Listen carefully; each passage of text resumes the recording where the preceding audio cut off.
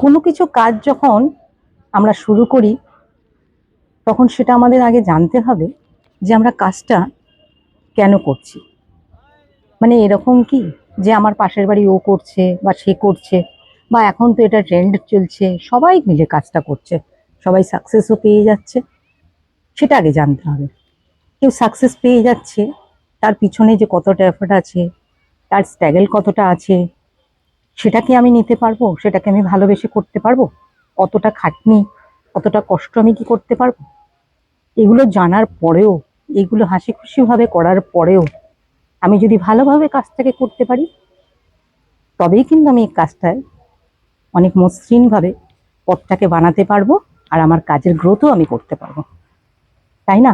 আমার তো তাই মনে হয় যে কোনো কাজ তুমি যদি মন থেকে ভালোবেসে সেটাকে 100% দিয়ে করার চেষ্টা করো, তাহলেই তুমি সেখান থেকে সাকসেসটা পাবে।